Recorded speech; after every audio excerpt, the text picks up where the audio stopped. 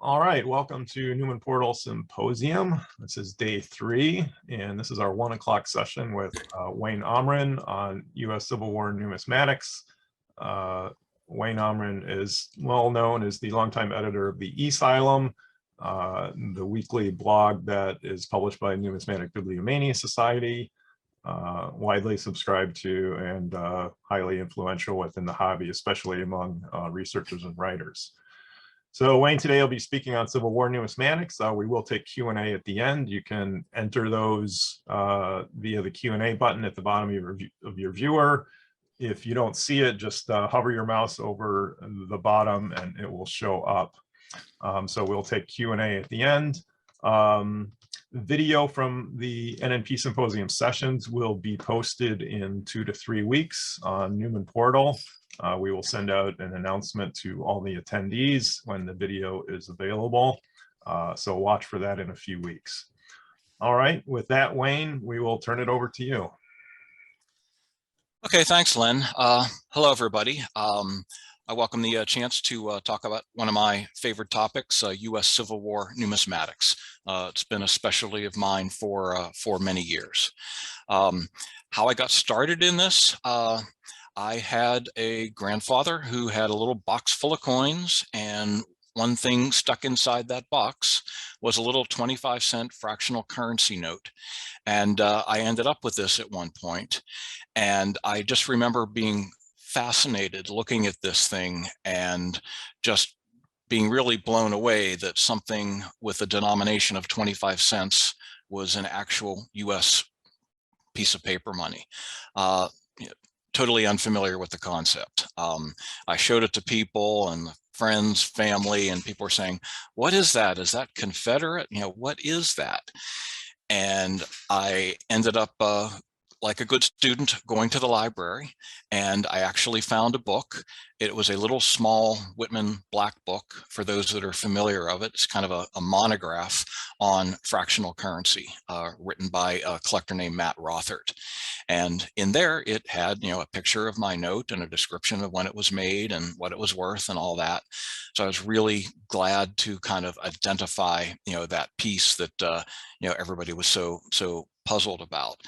But for me, the best part of that book was not just the pictures, it was the introduction. It was very short, about a 1.5-page overview of money during the Civil War. And I just fell in hook, line, and sinker.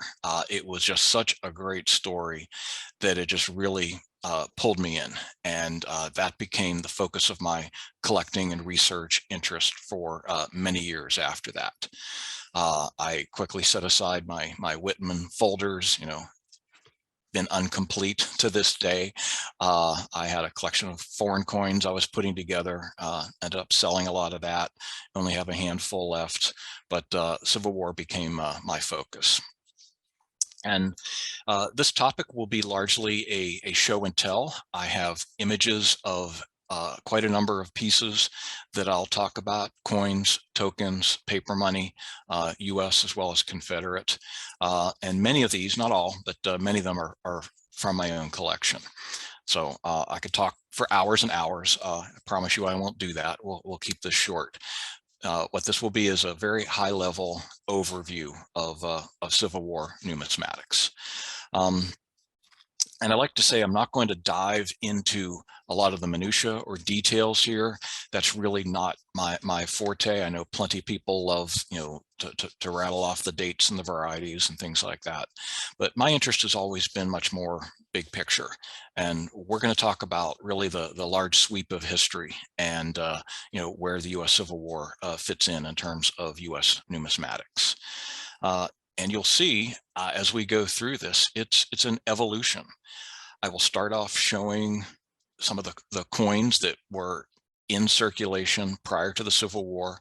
And when we get to the end of the talk, we'll show some of the coins and paper money that were in use in the years following the Civil War. And you will see that they're very different. And what happened in between was an evolution. Quite a number of small changes happened until everybody kind of settled on, what the new world would look like in terms of coins and paper money. And just like, the evolution we read about in school, from, the dinosaurs to, protozoa all the way up to humans, it's a long evolution. But one thing I did learn in my reading throughout the years is that evolution doesn't really happen on a very uniform scale. It happens in fits and starts. You will go for many years, centuries, even millennia without a whole lot changing. Then something happens and there's a lot of changes all at once. It's kind of like you read about falling in love. It happens a little at a time and then all at once. And usually the all at once is precipitated by some big event. Think asteroid hitting the Earth and killing the dinosaurs. Well, dinosaurs ruled the Earth for millions of years. And, when they were gone, that left a big hole. That changed a lot of things. If you were an animal that was preyed upon by the dinosaurs, all of a sudden those bad guys are gone. You have the run of the place. And if you're an animal that used to have a manageable number of predators, now you've got 1,000 times as many chasing after you. You've got to adapt or die. And that's kind of the whole mechanism behind evolution, right? Things change. The world changes. You have to adapt. And again, because it's a sudden event, you have to think on your feet. You have to adapt very quickly. And that's what was going on in US numismatics. Basically, the asteroid that hit the Earth, that's the Civil War. The Civil War is the asteroid that hit the economy and changed everything. So let's take a look at the before picture. And here's the subtitle of my talk, The Day the Coins Disappeared. Again, it didn't really happen in a single day. It happened gradually and then all at once. It was all over the newspapers. Everybody knew it was a major problem. The coins basically disappeared. All right, and we're going to talk about why in a minute. So here's a coin, United States Indian head cent, dated 1860. Now, there was one seismic event that occurred shortly before the Civil War, and that was the changeover from the large cent to the small cent. The last large cent was in 1857.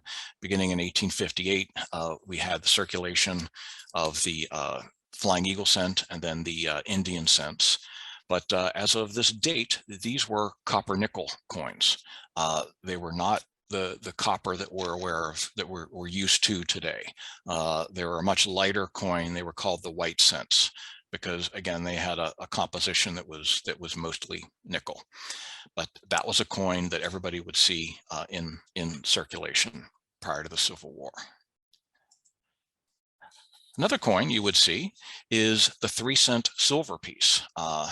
It's a really odd duck. We don't have a 3-cent piece anymore, but there's the Roman numeral 3 on the back, the star and the shield on the front, also dated 1860. So this particular design, this coin was started back in 1851. So everybody alive at that time had been using them for many years. What else was in circulation prior to the Civil War? Well, there's another silver coin called the half dime. This example, also dated 1860. It's the Liberty seated design that was used on the half dime, the quarter, the half, the dollar, all the way back to 1838. So it was a very long period of no change at all in the design on coins. The date would change every year. That was about it, on and on and on. So the half dime is another denomination that we don't have anymore. And again, you'll kind of see what happened to this coin and this design as we walk through this. Well, U.S. Civil War. All right, again, this is that seismic event, that asteroid that hit the economy. 1861, Southern states seceded from the Union and began the Civil War. The Southern states set up their own economy. They started creating their own money, and almost all of it, there are a couple of exceptions, almost all of it was paper money. And here's an example of a Confederate States of America $100 note. This was early in the war, 1861. You can see the name of the town here is Montgomery, Alabama, because that was actually the capital of the Confederacy at the beginning of the war. So they issued $50 notes, 100 and 500. I think there were 4 denominations altogether, excuse me, but this is an example of a very highly desirable early Confederate note. This is a high denomination. $100 is a lot today. It was a heck of a lot in 1861, a lot of money. These are quite rare today and keys to the collection of Confederate paper money. There's an example of the 500. You can see it endorsed on the back. Handwritten signatures, better condition note than the one we saw a minute ago. Beautiful piece of currency. I was really lucky to have a couple Montgomery notes in my collection. Just a few more examples of Confederate paper money. This one is now from Richmond as of 1862. The capital was moved to Richmond for the duration of the war. These you can see are fairly crude. And that's because those first notes were contracted out to establish banknote companies. And, once the war got fully underway and the Union blockades, et cetera, they had to rely on their own workmen within the South, and their printers were not as experienced as those in the North. So their notes are plainer and cruder, but quite plentiful. This is a $1 note, 1862. Oops, excuse me. Oops, I'm going the wrong way. Sorry. Here's a $50 note. Again, Richmond, 1861. Another $500 note, much later in the war, 1864. By then, they are printing money like crazy to pay for the war, and that really gets to the heart of the financial tsunami that hit the economy. Both sides, the North, the South, are spending money like crazy to fight the war. They have to pay their soldiers, they have to buy their cannons, they have to float ships, they have to feed the army and clothe the army. It's an incredible expense that was not there prior to the war. And again, to do that, both sides resorted to the issuance of paper money. And what happens when you issue lots of unbacked paper money? Well, you get inflation. That's just the way it is, fact of life. We're seeing some of that now. People who are younger may not have experienced a time of inflation. Many of us older folks did in the 1970s. That's what was happening in the Civil War as well. There's a 50-cent note. Now, here is how that event affects numismatics, or at least circulating coinage. And the question is, you've got two sides fighting a war. They both issue paper money. Whose paper money do you want to be stuck with at the end of the war? The winning side or the losing side? Well, if you have a pile of money printed with the promises of the losing side, that money is worthless. They lost the war. They're not there to pay anymore. They're gone. You just got some worthless promises. It's just a flat piece of paper. So, and you also have to remember that in the middle of the war, it was quite uncertain what the outcome would be. I mean, the North lost a lot of battles early in the war. It did not look good. So if you are an ordinary citizen or a shopkeeper, and you have a choice between spending a piece of paper money or spending a coin that has actual value in terms of silver and gold, what are you going to do? You're going to spend the paper money as fast as you can, and you're going to hold on to the silver and gold. And that's exactly what happened. And that is why the coins disappeared. Because of the inflation, the value of the silver and gold in the coins became more than the face value of the coins themselves. And again, it's just natural instinct. You're going to hang on to those coins and spend that paper money. And the effect is, when everybody is doing that, your neighbors, everybody shopping at the store, the shopkeeper, all the coins basically disappeared, seemingly overnight. The brunt of this happened in the summer of 1862. Later in this presentation, I have a few newspaper articles from the time. But we're still talking about the Confederacy. I mentioned paper money and coins. There were actually a few coins produced by the Confederate States of America. And you're looking at one of them now. It is the Confederate $50, dated 1861. Now, first, a little history here. The United States Mint, of course, in Philadelphia, founded in 1792, one of the first public buildings built by the US government. In the 1830s, there were branch mints placed across the South, including at New Orleans. So New Orleans was there coining silver since about 1838. Then in January of 1861, the Southern states secede from the Union. Louisiana succeeds from the Union. So basically, the mint at New Orleans was taken over by the state of Louisiana at that point. So it went from being a United States entity to being owned by, or at least run by, the state of Louisiana. So think about it. If you're an employee who works at the mint, one day you're getting your paycheck from the federal government. Next day you show up and you got a new boss. It's the state. But as long as they pay you, you're going to keep showing up for work. And that's what happened. Then later, a couple of months later, in March of 1861, Louisiana formally joined the Confederacy. And so now there's a third boss. You go from the United States to the state of Louisiana to now the Confederate States of America are your boss. They still had the coin dies. They still had silver on hand, and they continued striking coins.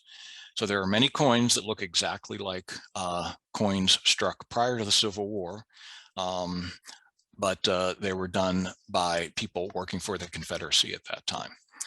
Very interesting. It's a whole other side topic. You can get into some die varieties there of coins that are believed to have been struck under the Confederacy.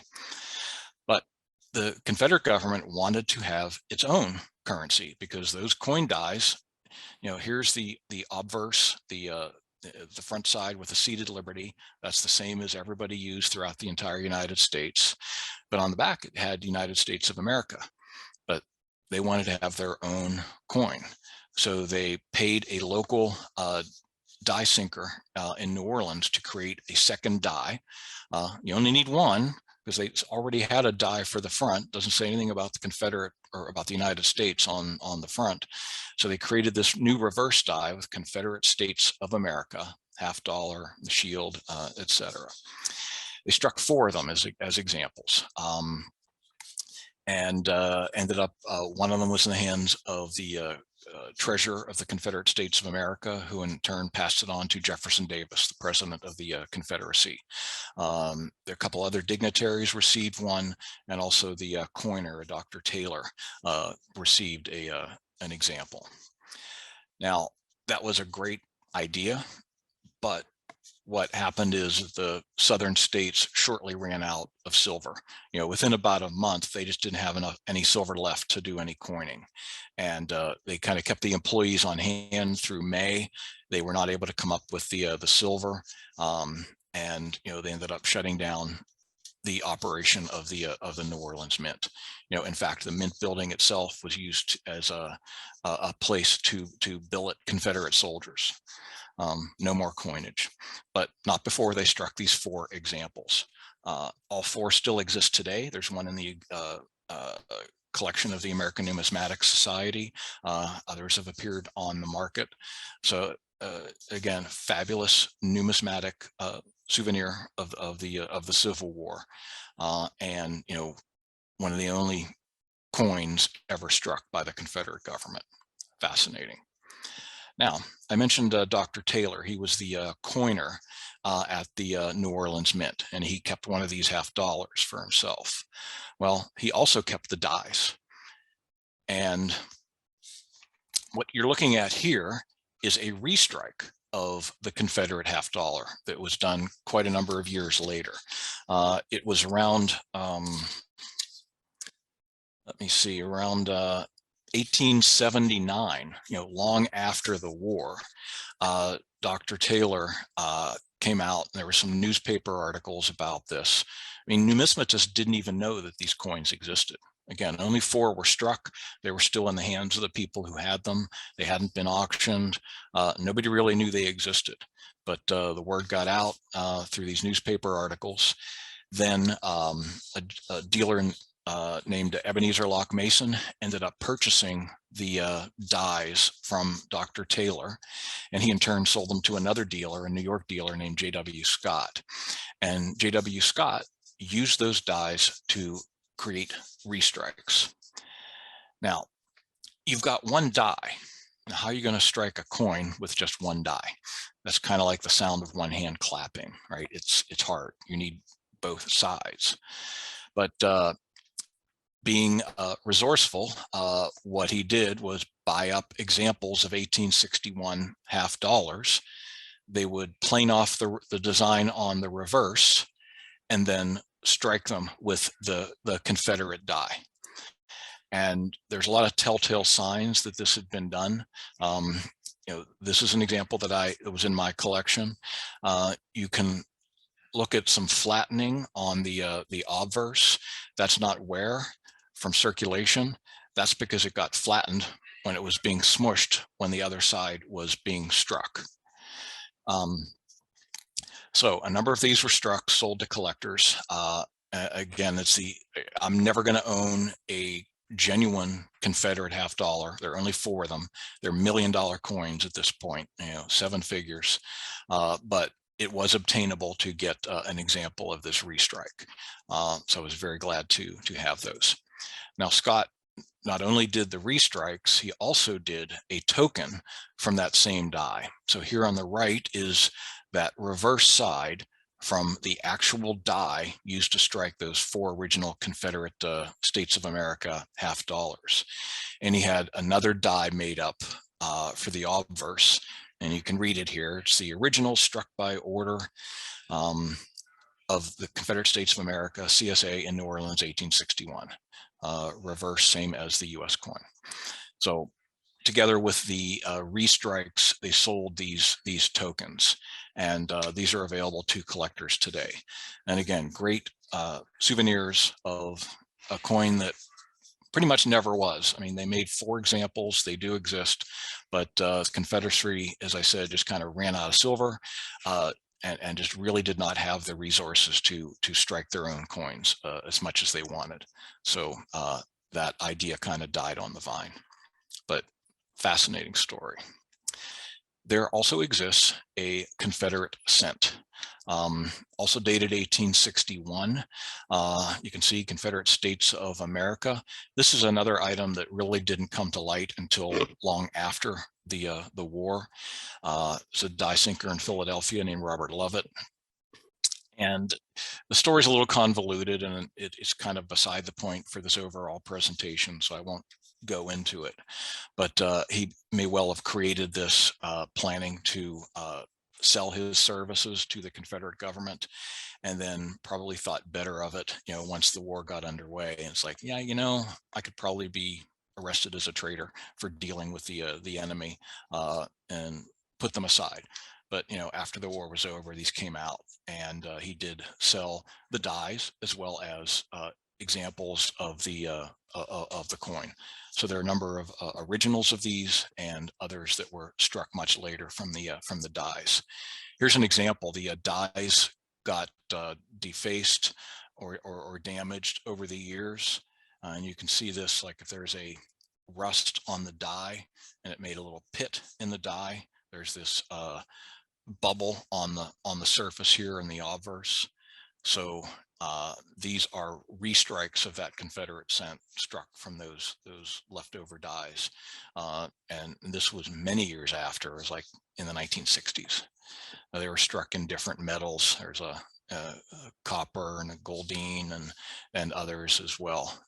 Kind of ugly looking things from those awfully damaged dies.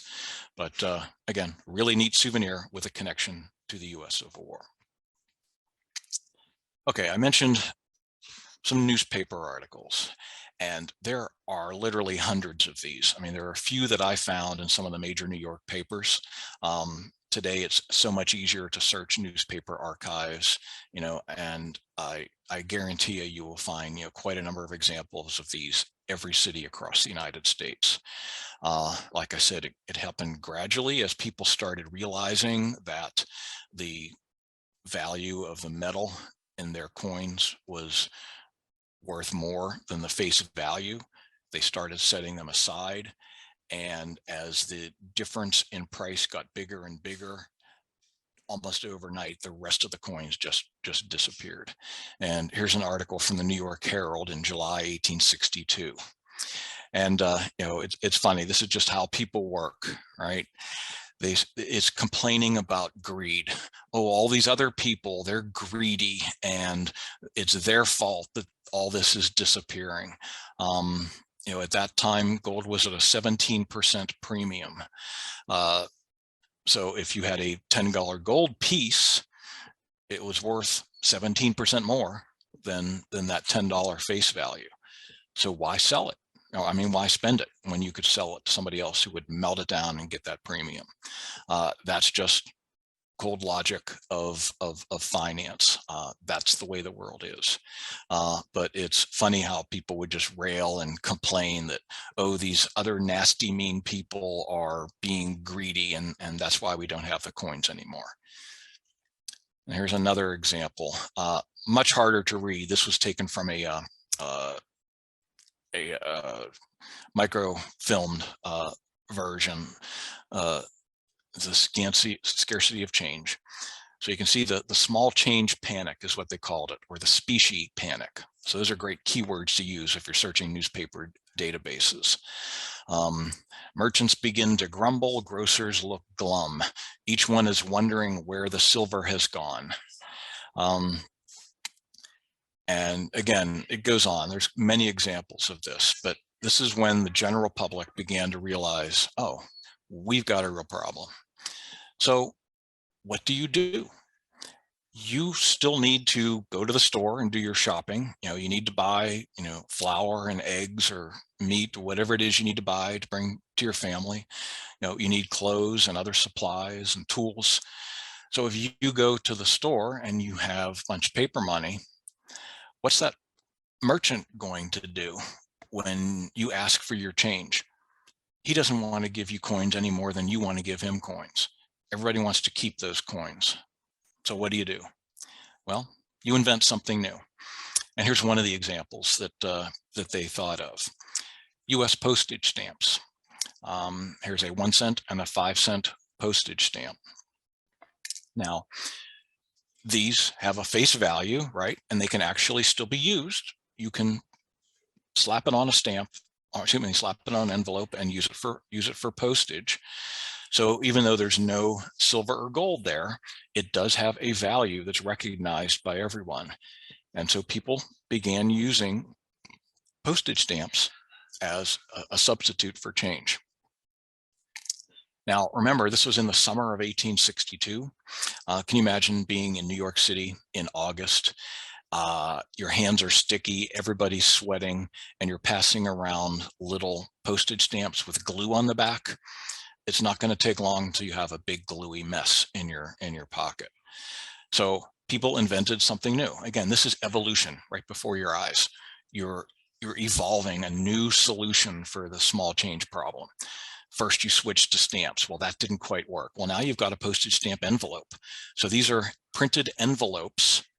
And on the outside, it has the denomination, 25 cents worth of postage stamps.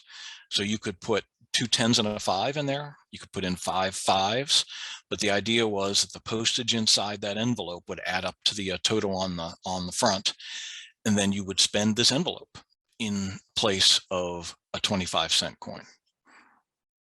There's another example, 50 cents US postage stamps, and this was by a merchant in Brooklyn, clothing merchant named Joseph Bryan. So some of these envelopes were generic, like that last one I showed you, but then others have a particular name of a merchant on them. These are rare, because they're very ephemeral. People used them quite a bit during the war. Then when it was all done, they used the postage stamp somewhere else and threw away the envelope. It was just trash.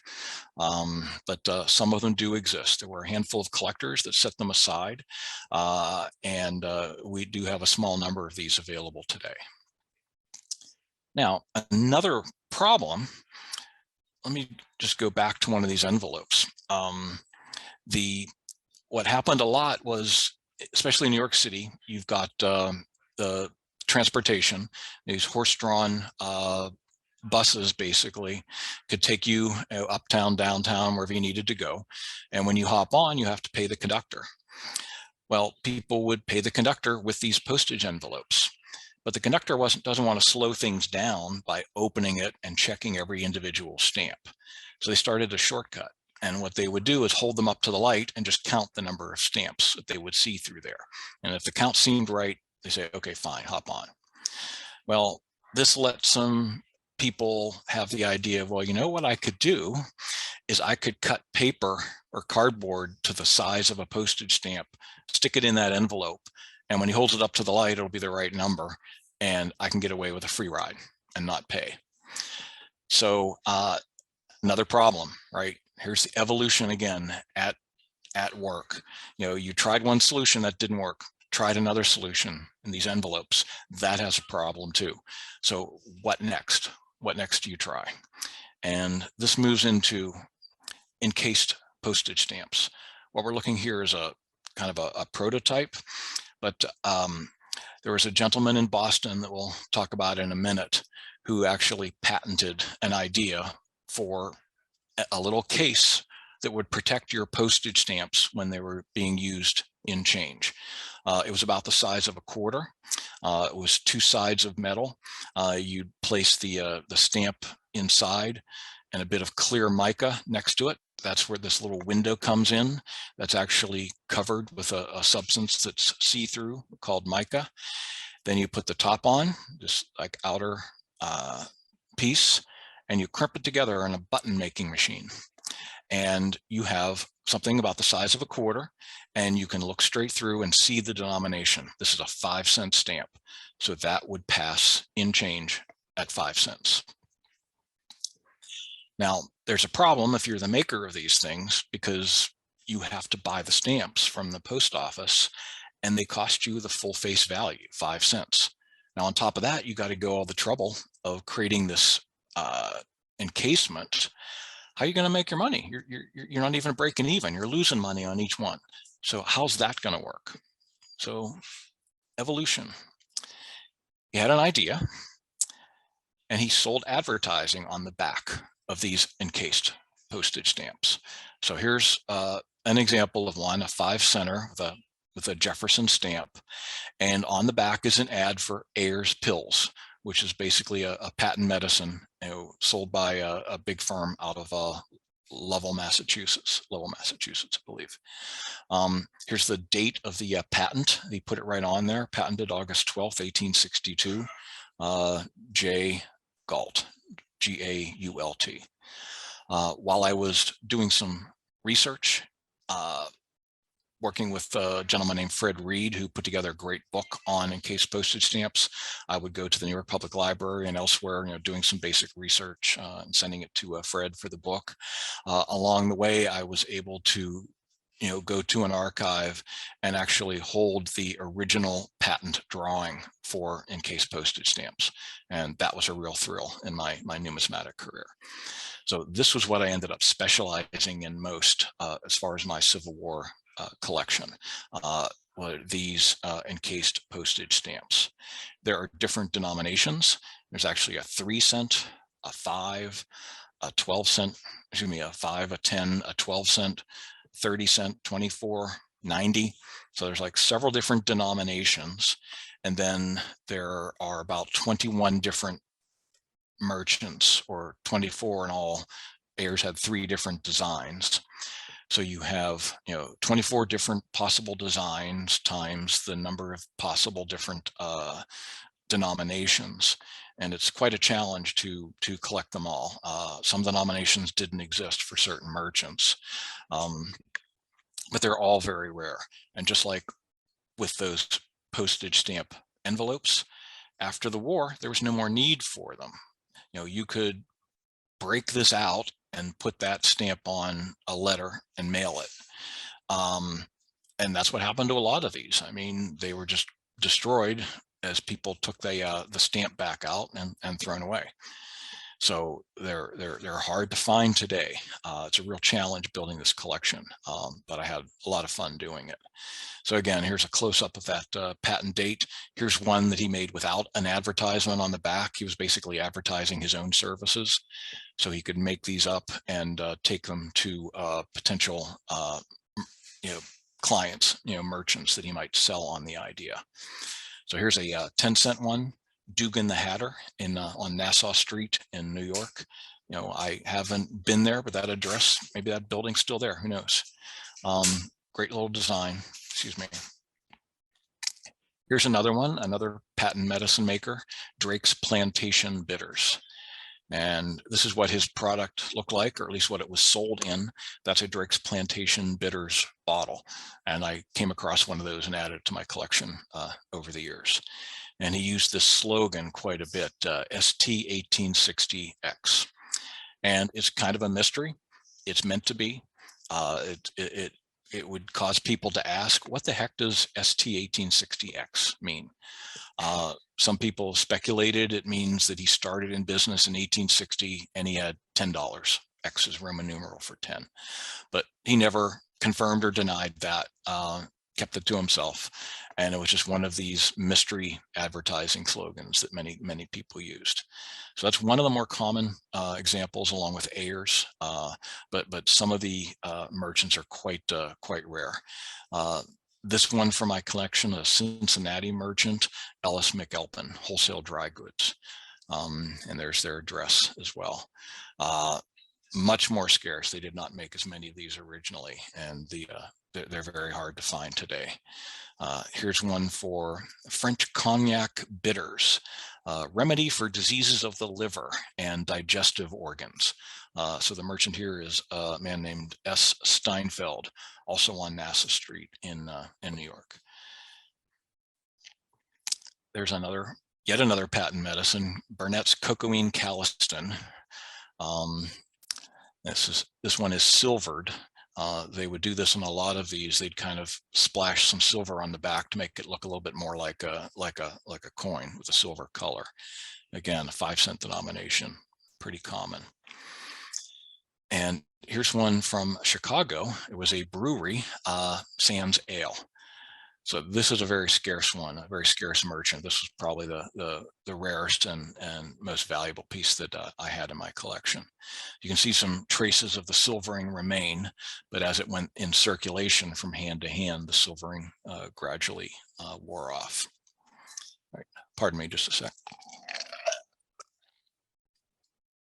Okay, those are encased postage stamps. We've already seen a bit of the evolution, but there's more. After the war, well, excuse me, also during the war, this gentleman, Galt, used his same patent and created campaign buttons for Abe Lincoln and his running mate, Andrew Johnson. So interesting sideline. These are relatively plentiful, and you can find them in the hobby today. All right, those were the stamps, but there were many more types of substitutes that people tried. And this is an example of 2 pieces of cardboard scrip. So is a cardboard is a little thicker than paper. These were pretty small, but as you can see, good for 1 cent, and then signed by the merchant. So you could take that back to his shop and spend them. Here it is, 1 cent or 3 cents. And as it says, redeemable in current funds in sums of even dollars. So how are you going to get $1 out of this guy? You got to collect 100 of these 1 cent cardboard scrip. That's real tough nut to crack, which made it very attractive for the merchants because they could basically print their own money, give it to people in change, and they'd never get it back and have to, exchange it for silver. This proliferated all across the country, all the major cities, all across the north and many in the south as well, were using this type of scrip. Here's one, a sutler. He was a merchant that would follow the troops around. So his job was basically to supply the soldiers with their basic needs, and they would purchase and get change in these sutler scrip. There's another one, good for 20 cents. Another settler's ticket. I'm not sure what the 5 stamped on there is for, but this is 25 cents. Yet another settler, quite a number of those. Here is a 15-cent note. That's a really odd denomination from Faxon, Minnesota, 1862. Again, cities all over the country. Wherever your hometown is, there are probably some Civil War notes that were produced from there.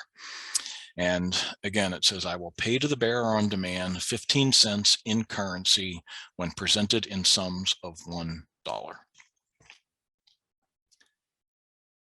So now here you need $5 worth of these, the Tanner's Bank 50-cent notes, October 1862.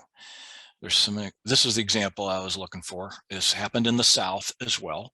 So here was a store in a town called Milton, Florida. Never been there. I guess the town's still there somewhere. Must be pretty small. But it's 50 cents. And if you read on here, 50 cents in Georgia, South Carolina, Alabama, and Confederate notes in sums of $5. So if you've got this merchant scrip and you want to turn it in, what they'll give back to you is scrip issued by the state of Georgia, South Carolina, Alabama, or Confederate notes. And we all know what those were worth after the war, pretty much nothing. But still, it was something that allowed commerce to continue, so that, as you went to the store in that little town and bought something from A&G Forfixer, you could get your change notes and then use these again when you went back to that store. So it was a stopgap measure, again, part of this overall evolution of the small change problem. So here's one, do 5 cents in merchandise. So he wouldn't pay you in money at all. You could just take it back to a store and get 5 cents worth of merchandise at that store. So that's okay. Here's Young, Edwards and Company, Albany, New York, 1862. Again, there are hundreds, thousands of different examples of these, so I could go on and on. There's another example from the South, and it's also payable $5 in Confederate Treasury notes when you have $20 worth of these or more. And again, there's another collage showing some of the smaller denomination notes, 3 cent, 5 cent, etc. Some of them, like this one, pretty well made from a very experienced printers. Others, just made by the local guy down the street who may not have a sophisticated printing technology, but that is what people used. In fact, what we're looking at here looks to me like a contemporary collection, because these, I believe, are glued to a page in an album. And that's how some of those cardboard script notes and postage stamp envelopes that we have today were found. They were collected by somebody and glued into a page of a souvenir notebook. Okay, so we talked about in case postage, script notes. Here's a couple more before we move on. Here's New Orleans Coast Transportation Company. It was a railroad, and you can see the vignette up there. And again, renewable payable in New Orleans, December 18. City of Wilmington, there's some more cardboard scrip. This one is interesting if you know how to read that signature. It's a bit of a scribble, but it's J.L. Riddell. And that happens to be the New Orleans postmaster. All right, these are due at the New Orleans post office. And if you remember the Confederate $50, Mr. Riddell was one of the dignitaries that was given one of the original 4 Confederate $50. So he was also issuing scrip at that time at his post office. Okay, enough about paper. We're going to go talk about the coins again for a minute. Remember I said when the price of silver and gold went up, people hoarded the silver and gold coinage. They spent the paper money. Well, eventually they even hoarded the small coins, those 1 cent, the Indian cents, bronze cents, excuse me, the white cents made out of nickel. Those all got hoarded too. So even the very smallest denominations were impossible to find. And again, you start talking evolution. Here's the next step in the evolution of the United States coinage system. It started with private merchants, and they realized, or at least the die sinkers that were selling them these tokens realized, that a token that is the same size as the Indian head cent, but instead of being made out of nickel, was made out of copper, those could be struck and sold for about 20 cents on the dollar, 1/5 of the face value. So they did. There was no law against it. So private die sinkers, all across the country would make up these designs, sell them to various merchants who would give them out in change at their stores. And so here's William Frankfurter of Milwaukee, Wisconsin, passed these out in his store in substitute for cents or pennies. And he was making money on this because he would pay 20 cents on the dollar to the token manufacturer and pass them out at face value. Worked really, really well. And of course, because the value of the metal in that coin is so much less than the face value, everybody's going to spend it. They're going to spend those coins. They're going to accept those coins. They'll go back and forth. They're not going to disappear. They will stay in circulation, because they're not worth more melted down than they are in commerce. So here's several more examples. And again, US Civil War tokens, thousands of varieties of these. Fascinating collection in itself. So here's teeth extracted without pain. So a dentist would make some of these and put them in circulation to advertise his business. Here's a dealer in boots, shoes, hats, Isaac Schneider. Here is a lager beer maker, brewery. And some of these had patriotic designs. So here's an example with the picture of the Union ship, the Monitor, our little Monitor. And on the front, there's just a Liberty design. So some of these did not have a merchant name on them. They were what are called patriotics. So here's another example of a patriotic token, millions for contractors, not a cent for the widows. That's actually a political piece, basically complaining about all those rich war munitions makers that are cleaning up, making millions, and the widows who are left behind without their soldier husbands aren't getting anything. Then, of course, come 1864, the US government realized, well, you know what? That's not such a bad idea. Why don't we do that? So instead of making the Indian cent out of copper nickel, the old white cents were no more. They did exactly what those token manufacturers were doing, and they struck the small cents out of copper. So they could produce them for much less than the face value, and they would stay in circulation. So here is an 1864 Indian head cent made out of copper. Also in 1864 came the 2 cent piece made out of copper. did not exist before the Civil War. It came about as an example of a remedy for this disappearance of the coins. Because the face value of the metal in this coin was less than that 2-cent face value, they stayed in circulation. So you're starting to see the end game here. You're getting close to the end of the war.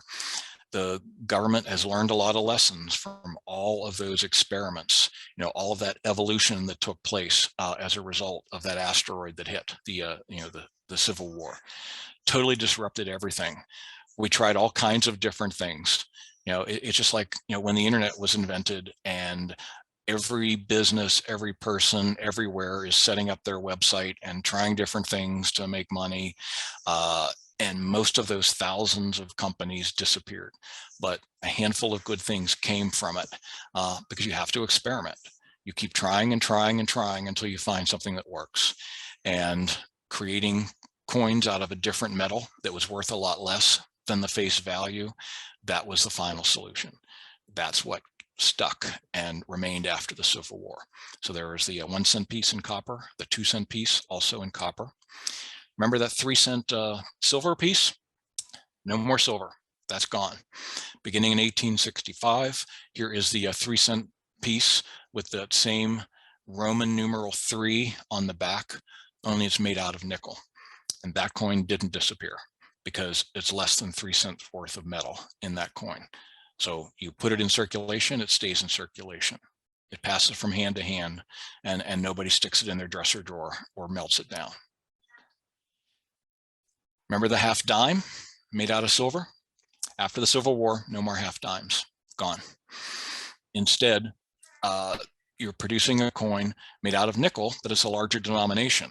So it still has the ability to stay in circulation because that 5-cent denomination is higher than the actual value of the metal that's in it. So again, nobody's going to melt that down. That coin goes into circulation and it stays there. So another example going back to earlier in the war, and this is actually a transition to talking about paper money. We were all about the small change. Now we're going to talk about some of the larger notes, beginning with examples of fractional currency, which kind of gets me back to how I got into this specialty in the first place. Remember when people started using postage stamps as a substitute? Well, again, they get very sticky. You got to find something to do with them. So here was what one of the ideas the merchant in Rhode Island came up with. It's William Newton and Company, and it's his piece of scrip, but there were places on there to stick actual postage stamps. So here's a 3 cent, a 1, and a 1 adds up to 5 cents. So there's a 5-cent denomination. So that was a great idea at the time. Well, let's do that. Let's put those in circulation. And again, the US government is taking ideas from the private sector. Maybe they thought of this independently. I haven't researched it that well to know. But this is a mock-up created by Francis Spinner, S-P-I-N-N-E-R. He was Secretary of the Treasury under Abraham Lincoln. And he basically had the idea, well, if people are already using postage stamps, why don't we create actual paper money out of these postage stamps? We'll get rid of the glue on the back. We'll get rid of the perforations because you don't need to tear them off a sheet, stick them on a letter. But we'll make an actual paper currency of these smaller denominations to replace the coins. And so he did exactly the same thing that this guy in Rhode Island did in creating his scrip. He made a mock-up that says Treasury of the United States, and there are 5 different 10-cent stamps, and that would make a 50-cent note. So this was a prototype for what became known as postage currency. And here's an example of actual printed postage currency from the Bureau of Engraving and Printing, just like that prototype that Spinner put together. It has pictures of postage stamps on it. So again, 5 different 10-cent postage stamps pictured here, postage currency, 50 cents. So that is totally worthless as metal. Melting it down gives you nothing, but a pile of ash it's not worth anything. But if it's worth 50 cents and people accept it, you could use that in change any day of the week. And that was the first big remedy for the coin shortage that brought about by the Civil War. There's a 25-cent note with 5 different 5-cent stamps. There's another one. Very early ones actually did have perforations, just like the postage stamp sheets did, and you could tear them out of a sheet. Very interesting, but they eventually got rid of that too. They tried a lot of different anti-counterfeiting measures because these were counterfeited very quickly. This bronze oval was a way of making them harder to counterfeit. They experimented with the idea of postage currency coins. Here was an 1863 pattern, 10 cent, about the size of a 3-cent piece, exchanged for US notes. And then those postage currency graduated into fractional currency. They didn't have pictures of postage stamps on them anymore. They were actual paper notes in small denominations. And again, this really was the bridge that let people get back to everyday commerce, until the coins returned to circulation. I mean, those cents and nickels I showed you, they were very low denominations, but the higher denominations like quarters and half dollars was still a problem. So you could use these fractional currency notes. In fact, long after the Civil War, they kept making these into the 1870s. Here's an example of some of the different designs. And again, this is what fascinated me as a young collector.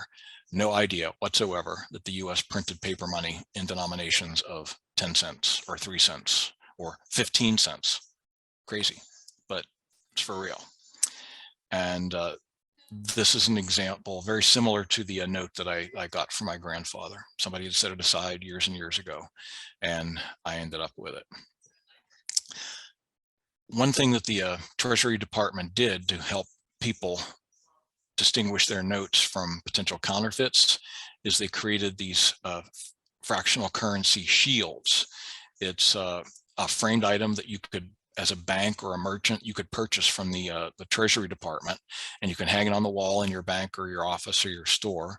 And if somebody brings in a piece of paper money, you can hold it up to this and compare it to the genuine. It was a great way of anti-counterfeiting. And of course, it's a great display item. A lot of these still exist today. I saw one at the Baltimore Coin Show, just about a week ago. Great exhibit item for your home office or library.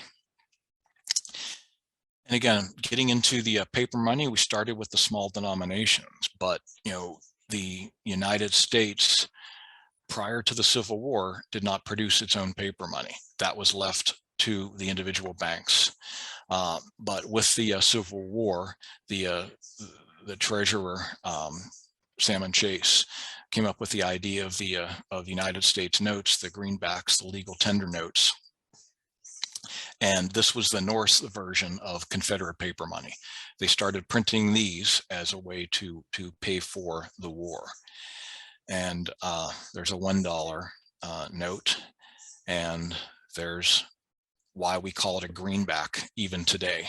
Those original notes came out and they used the color green on the back, and that was the nickname they got, and it has stuck for 150 years. So here's a silver certificate from the 1920s. It's still got that green on the back. Here's the dollar we use today. Still got the same color green, different design, but the same color. And again, this United States paper money did not exist prior to the Civil War. The nickel did not exist prior to the Civil War. Again, we had half dimes, but after that we had the 5-cent nickel. And for another 150 years, we've been striking nickels. We still do it today. Copper cents, again, a result of the Civil War. Beforehand, these were made out of copper nickel. They were white cents. They were not red. They were not made out of copper. But we've basically, we've since changed the alloy a couple of times, especially in 1974. But they're still basically the same size, the same color, And again, it's all due to the upheaval of the Civil War. If that asteroid, the Civil War, hadn't hit the economy, who knows what we'd still be using today. But that was the evolution. The war came and it changed everything. And immediately everybody had to scramble. What are the substitutes? What are we going to do instead if we can't use these coins? They threw a lot of ideas on the wall, right? Postage stamps, encased postage stamps, postage stamp envelopes, postage currency, scrip notes, Civil War tokens, you name it. They tried a lot of different things. Most of them, for one reason or another, didn't work. But when they finally hit on something that did, that's what we've been using ever since. So that's the story of the day the coins disappeared. And if we have some time, we can open it up for questions. All right, thanks a lot, Wayne. We do have a few questions here. First one, could ST860X stand for Special Tonic Recipe 860 Batch X, where X contains the amount of alcohol? Well, perhaps. But like I said, nobody really knows. Mr. Drake took that secret to the grave. He did it specifically to make people ask questions like that and remember the product. I mean, after this talk, you'll remember Drake's Plantation Bitters. But I don't know, and I don't know that anybody knows. All right, next question. The Tanner note would discourage redemption because of the malodorous ambiance. Who wants to line up in the stench? I don't recall what exactly was on the Tanner note, but apparently it was some reference to something that didn't smell very good. Yeah, I'm not sure either. Okay. Sorry. Next questions. Do you have any stories about the resumption of specie in the 1870s? That could probably be a whole nother talk. The resumption of what? The resumption of specie in the 1870s. Specie, yeah, that would be a whole nother talk. That's not an area that I dove into. I stuck with just the Civil War. Yeah. But I, as I said, it did take quite a number of years to return to anything close to normal. The fractional currency that came in was still in use 10 or 15 years after the Civil War. It took that long for coins to fully return to circulation. Next question. I live in Texas. I don't know about other markets in other parts of the country, but I have seen in the last 2 years where I cannot keep any Civil War coins, paper money, or tokens. Apparently they mean in stock for sale to customers. Are you seeing more interest in Civil War era collectibles? Well, I can say yes. I mean, one example is at the upcoming Pennsylvania Association of Numismatics show, there is a Civil War showcase, and they're devoting a corner of the Bourse floor to several tables where there will specifically be displaying and speaking about U.S. Civil War numismatics. And I think one other point there too is that a lot of these Civil War issues among U.S. coins just have low mintages to begin with. So there's, a certain amount of foundational value, apart from the Civil War, they're just rare. So yeah, very true. I think that's in play too. Next question. What happened to coins from the other Southern branch mints? The other branch mints generally produce gold coins. Charlotte and Dahlonega produce gold coins. And they just shut down and never reopened after the Civil War. Yeah, they may have operated as assay offices after the war. You may be right. I'm not sure about that. I mean, definitely the New Orleans Mint did reopen after a time and continued to or resumed producing United States silver coins. Yeah, and I think there's probably a whole story just about the New Orleans Mint in terms of transition from the Union to the state of Louisiana to the Confederacy and ultimately back to the Union. All right, next question. Do you have any examples of older coins or foreign coins in circulation during the Civil War? Well, Yes and no. A separate specialty of mine were United States merchant counterstamps. So just like the advertising on the back of an encased postage stamp, what merchants would do is stamp their name or their business name onto coins and pass them back out in circulation. There was no law against that, and it was done by merchants for quite a number of years. And it gives you an opportunity to do a little research, because by checking city directories and such, you can learn that, say, a particular business might have only been in business in a certain city within a certain number of years, right? So there are some counterstamp coins that you can trace to a particular merchant in the Civil War. One in New Orleans I can think of. Honestly, off the top of my head, I don't recall the name of the merchant, but it was definitely a foreign coin that was circulating, prior to or during the Civil War, that was counterstamped by a merchant. So they do exist. Yeah, there's definitely a lot of foreign coins with American counterstamps. All right, I'll leave it open another minute for any other questions.